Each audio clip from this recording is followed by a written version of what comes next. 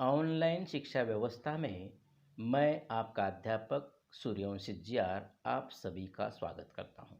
छात्रों, आज हम इस वीडियो के माध्यम से आपके पाठ्यपुस्तक का छठा पाठ का अध्ययन करते हैं, जो कि निबंध की शक्ल में आया हुआ है, जिसका शीर्षक है पाप के चार हथियार। इस निबंध के निबंधकार का नाम है कन्हैयालाल मिश्र प्रभाकर। इस निबंध में निबंधकार ने समाज की मानसिकता का चित्रण किया है, उसका पर्दाफाश किया है। समाज में पुरातन काल से अनेक साधु संत, सुधारक, तीर्थंकर, पैगंबर आए और समाज में व्याप्त बुराइयां, पाप, अंधश्रद्धा को अपने विचार और आचरण से दूर करने की कोशिश की। परंतु ये पापी समाज सुधारकों के विचारों को परास्त करता रहता है। समाज के पास ऐसी कौन सा हथियार है जिससे सुधारकों को हारना पड़ता है? उन हथियारों की चर्चा निबंधकार प्रस्तुत निबंध में बड़ी रोचक ढंग से चर्चा करते हैं। सुधारकों, संतों, पैगंबरों के विचारों को परास्त करने हेतु पापी समाज पाप के चार हथियार का किस प्रकार उपयोग करता है? एक उपेक्षा, दूसरा निंदा, तीसरा हत्या और चौथा श्रद्धा। ये पाप के हथियार, इसका सविस्तर वर्णन प्रस्तुत निबंध में हुआ है। समाज की विडंबना का चित्रण लेखक ने किया है।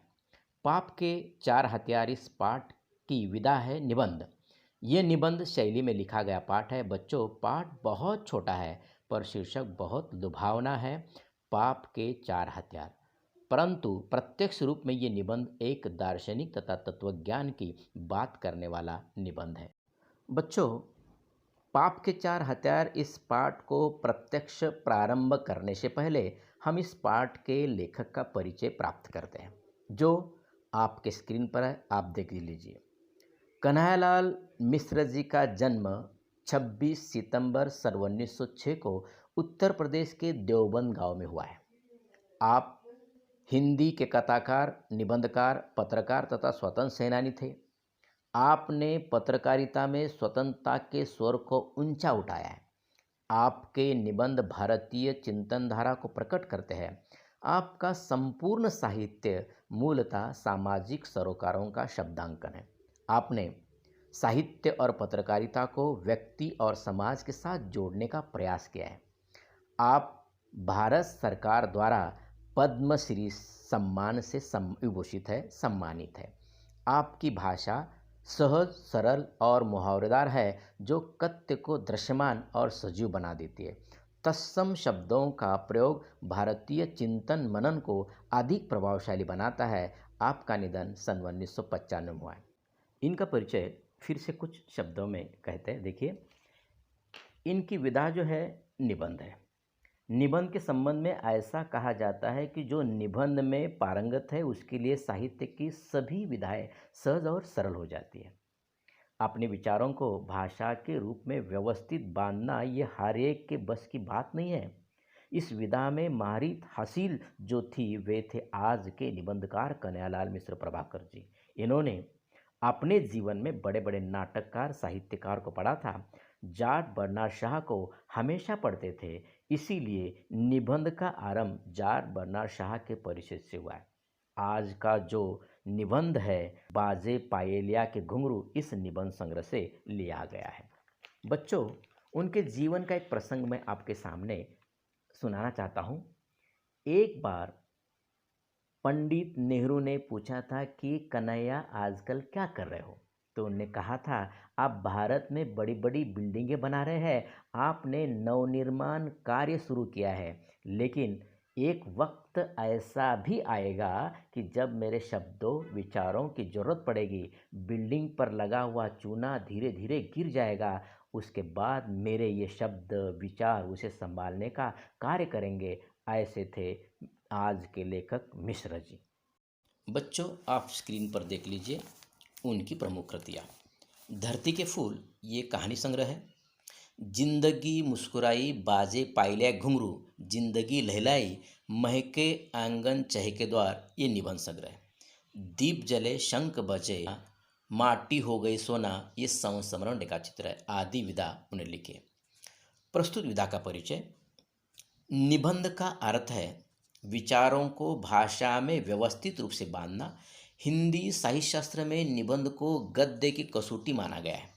निबंध विधा में जो पारंगत है वह गद्य की अन्य विधाओं को सहजता से लिख सकता है। निबंध विधा में वैचारिकता का अधिक महत्व होता है तथा विषय को प्रखरता से पाठकों के सम्मुख रखने की सामर्थ्य होती है। पाठ परिचय देखते हैं।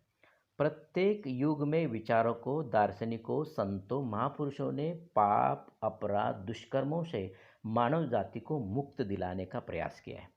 परंतु बच्चों, विडंबना ये है कि आज भी विश्व में अन्याय, अत्याचार, भ्रष्टाचार, पाप और दुष्कर्मों का बोलबाला है। समाज में यही चीज़ें यानी उभर कर आई हुई है और मनुष्य जाने अनजाने इन्हीं का समर्थक बना हुआ है। समाज संतों, महापुरुषों की जयंतियाँ मनाता है, उसका जय जयकार करता है, उनके स्मारकों का निर्माण करवाता है, परंतु उनके विचारों को आचरण में नहीं उतारता। ऐसा क्यों होता है? लेखक ने अपने चिंतन के आधार पर इस प्रश्न का उत्तर खोजने का प्रयास प्रस्तुत निबंध से किया है, बहुत सुंदर और रोचक तरीके से। इस पाठ में कुछ विशेष शब्द या व्यक्तियों का उल्लेख हुआ है, तो पाठ्यपुस्तक के पृष्ठ क्रमांक 33 पर कुछ टिप्पणियाँ दी हुई है, उसे पहले पढ़ते हैं, समझ लेते हैं ताकि पाठ समझने में आसानी हो। ठीक है बच्चों। टिप्पणियाँ। जॉर्ज बर्नार्ड शाह, आपका जन्म 26 जुलाई 1856 को आयरलैंड में हुआ। आपको साहित्य का नोबेल पुरस्कार प्राप्त हुआ है। शाह महान नाटककार, कुशल राजनीतिज्ञ तथा समीक्षक रह चुके हैं। Pygmalion, doctor's dilemma, man and Superman, Caesar and Cleopatra आपके प्रसिद्ध नाटक हैं। बच्चों, ये बड़े विख्यात महान मानवतावादी अंग्रेजी नाटककार है। दूसरा शब्द आ चुका है, देखिए आपके पाठ्यपुस्तक में, तीर्थंकर। जैन धर्मियों के 24 उपास्य मुनि, जैन धर्म के जो 24 उपास्य मुनि हैं उन्हें तीर्थंकर कहते हैं। तीसरा शब्द आ चुका है, सुकरांत या सोक्रेटिस। यूनानी दार्शनिक सुकरांत का जन्म 2500 वर्ष पहले एथेंस में हुआ। युवकों से संवाद स्थापित कर उन्हें सोचने की दिशा में प्रवृत्त करते थे। आप प्रसिद्ध विचारक प्लेटो के गुरु थे। चौथा शब्द आ चुका है, दयानंद। दयानंद आर्य समाज के संस्थापक स्वामी दयानंद सरस्वती समाज सुधारक के रूप में जाने जाते हैं। आपको योग शास्त्र तथा वैदिक शास्त्र का भी ज्ञान था। पांचवा शब्द है ब्रह्मास्त्र, जो पुराणों के अनुसार एक प्रकार का अस्त्र जो मंत्रों द्वारा चलाया जाता है। ठीक है, यहाँ पर हम रुकते हैं। प्रत्यक्ष पाठ को अगले वीडियो में देखते हैं, समझ लेते हैं या अध्ययन करते हैं। धन्यवाद बच्चों।